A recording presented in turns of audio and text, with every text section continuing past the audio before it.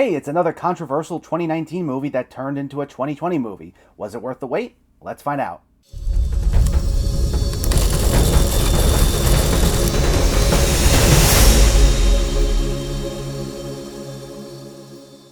The Hunt focuses on a group of people who wake up in the middle of the woods and find themselves being hunted by a group of rich elites. And while at first the odds are against them, things take a turn when one of the hunted, played by Gilpin, begins to fight back. Based in part on the short story, The Most Dangerous Game, this movie was supposed to be released in 2019, only for it to get put on hold indefinitely due to some tragic real-world events. Eventually, a few weeks ago, it was given a surprise March release. And I was actually surprised this was still getting released theatrically. I was almost certain this was going to be a VOD release, but that's neither here nor there. The movie was directed by Craig Zobel, whose previous work includes Compliance and Z for Zachariah, both of which I haven't seen, mainly because they got smaller releases, but I heard great things about both. And I also found out he had a hand in developing the internet series Homestar Runner back in the day. Yeah, remember Homestar Runner? Though Zobel didn't write the film, this was actually co-written by Damon Lindelof, along with Nick Hughes, and they had worked together previously on critically acclaimed series such as The Leftovers and Watchmen. So, a lot of big names and a lot of controversy, and the movie is finally here.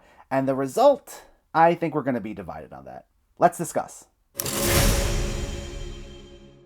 One thing that I think isn't realized until you actually go see the movie is the fact that it's a satire. This actually takes itself way less seriously than it lets on. In fact, it's a borderline comedy and it gets in a solid amount of laughs. Though part of the controversy surrounding this movie is its political nature. But what it does is it takes shots at both sides, and what it does is reduce all the characters into caricatures. This does lead to a problem because as a result, nearly all the characters aren't likable, but the way it solves that problem is through Gilpin's character, who is actually more someone who's just caught in the middle of this war. She's lumped in with the hunted, but she doesn't trust anyone. She's the only one in this movie who we really learn anything about, although that doesn't come till much later on. But what makes you care about her so much is the performance. Gilpin is a lot of fun to watch. She can be very animated and it provides a lot of laughs. Although during the serious moments, she can also be very commanding and very controlled. You're always fascinated by what her next move is going to be. I'd say in terms of the action, this movie also excels. I found it ironic that this doesn't market itself like an action comedy, but it makes for a better action comedy than a lot of other movies that do market themselves that way. It's also a really fast-paced movie. It is 90 minutes and it flies by just like that. And it's really engaging, specifically because of its fight scenes. They're extremely well choreographed and really rapid fire. The first half of the film, as the hunt is just beginning, especially goes by in the blink of an eye, and it's one event occurring after the other, after the other, after the other, really quickly. It slows down a bit in the second half as it narrows our focus down, but there's still so much going on in terms of events that it's always maintaining our interest. I believe this is the first time Craig Zobel directed an action-heavy movie, and if it truly is, he shows he really has a keen eye for this stuff. I think it's worth mentioning again that we don't find out much about Gilpin's character until much later on in the movie, because this is pretty much the only sense of character we get in this entire movie. This is more event-based. We're just watching this game play out. It starts off with a lot of characters and it's constantly shifting its focus from person to person as events begin to unfold. And while this part of the movie is certainly entertaining, at the same time, it can be frustrating. Since everyone is this over-the-top caricature, we can laugh at them, but there's really no likable qualities to just about any of them. And the movie only spends just a few minutes with one before completely shifting its focus and moving on to someone else. And as a result, it wastes a lot of great cast members, most of whom did fine with the material they were given. But Gilpin is really the only one with a consistent amount of screen time. I guess Hilary Swank would be the closest person with having the second most amount of screen time. But because we can't latch on to too many people, it can feel slightly hollow. Also, in terms of the political stuff,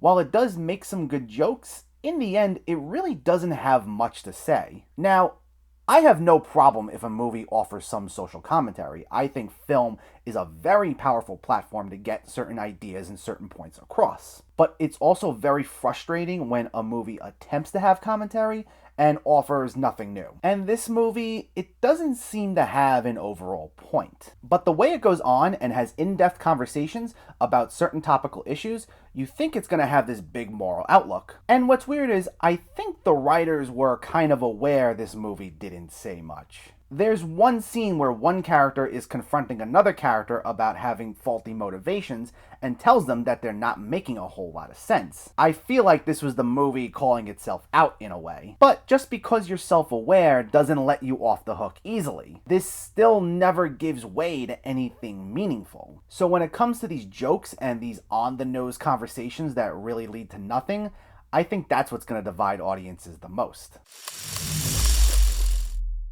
I think you need to approach this movie with a certain mindset in order to really appreciate it. If you're looking for meaningful social commentary, like it kind of leads you to believe, you're gonna be disappointed because it really doesn't say much there. But if you watch this as a pure action thriller, almost an action comedy, you're gonna enjoy this a lot more. It's fast-paced, funny, consistently engaging, and has a great lead performance from Betty Gilpin. Overall, despite its issues, I had a good time with this. The Hunt gets a 7 out of 10. In the end, was it worth all the controversy? I don't think so. If you only go by how it markets itself, it would lead you to believe otherwise, but like I said, it really doesn't take itself that seriously. I wouldn't call it great though. I think if it had more of a point to its commentary, that would have made it a whole lot better. But let me know, did you see The Hunt or are you planning to see it, and what were your thoughts? Did you think it was worth all the controversy, and what's the most controversial movie that you saw that you actually enjoyed? Let me know in the comments below, and as always, if you like what you see, please make sure to hit that subscribe button. Thanks for watching, guys, and I'll catch you next time.